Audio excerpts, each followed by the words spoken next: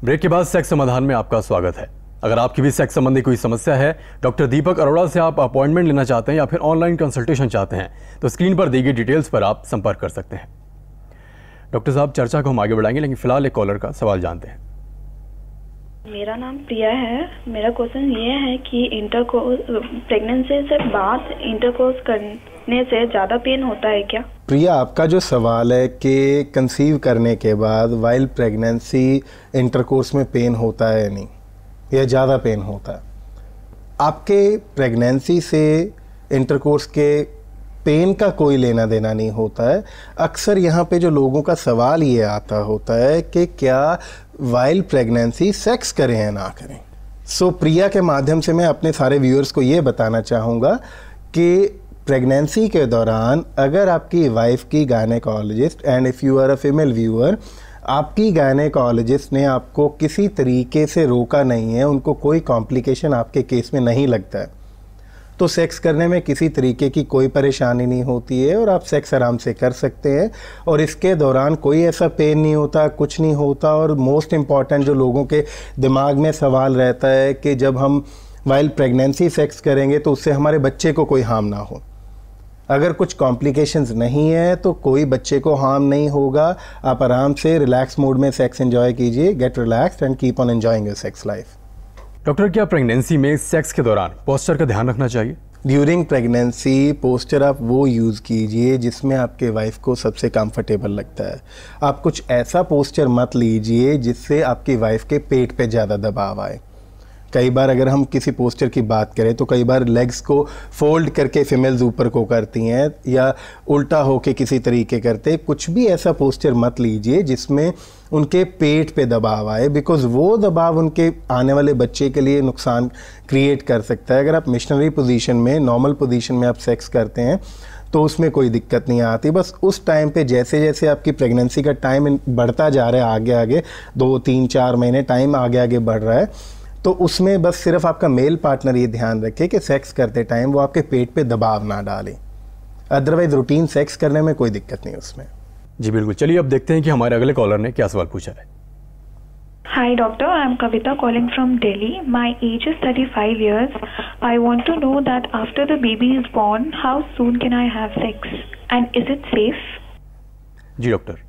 कविता जी, आपका सवाल ये है कि आपका बेबी होने के बाद after delivery of your child आपको सेक्स कब करना है। सो उससे पहले आपने ये देखना है कि जो आपकी डिलीवरी होती है वो नॉर्मल होती है, सिजेरियन होती है। बिकॉज अगर सर्जरी उस टाइम पे होती है तो डेफिनेटली आपको अपनी बॉडी में रिकवर करने में, हील अप करने में वक्त डेफिनेटली लगेगा। अगर ये नॉर्मल डिलीवरी होती है, किसी तरीके का कोई कॉम्प्लिकेशन नहीं है, फिर आप सेक्स चाहे थोड़े दिन बाद दोबारा शुरू कर सकते हैं, उसमें कोई दिक्कत नहीं आने वाली है। बस सिर्फ आपने ध्यान ये रखना है कि जब भी आपका बेबी होता है उस टाइम पे आप अपने डॉक्टर से पूछेंगे, बिकॉज आपकी डॉक्टर को आपके पर्टिकुलर केस के बारे में मुझसे ज़्यादा पता होगा। सो आपके केस के accordingly she will suggest you. Chances are कि कोई ऐसी दिक्कत आती नहीं, you can keep on enjoying your sex life. जी बिल्कुल। चलिए अब देखते हैं कि हमारे अगले कॉलर ने क्या सवाल पूछा है। जी, मेरा नाम पूनम है और मेरी एज 26 है और मुझे 4 साल शादी को हो गए हैं। मेरी 4 साल शादी को हो चुके हैं, लेकिन हाँ, मेरे और मेरे हस्बैंड की दोनों सारी रिपोर्ट्स नॉर्मल हैं, लेकिन हम लोग कंसीव नहीं कर पा रहे। प्लीज कुछ बताइए।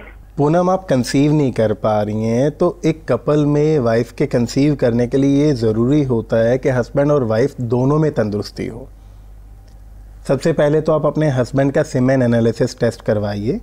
उस टेस्ट के दौरान ये ध्यान रखिएगा कि जब भी आपके हस्बैंड टेस्ट के लिए जाते हैं, सो इजैकुलेशन जो टेस्ट के टाइम पे कर रहे हैं उससे पीछे कम से कम 3 से 4 दिन का गैप हो।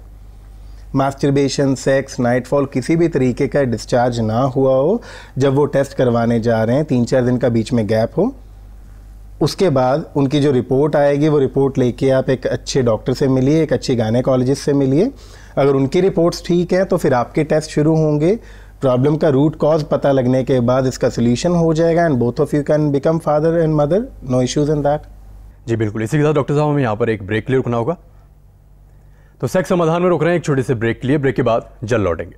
Doctor Deepak Arora USA certified clinical sexologist हैं और इंडिया बेस्ट सेक्सोलॉजिस्ट के अवार्ड से सम्मानित हैं।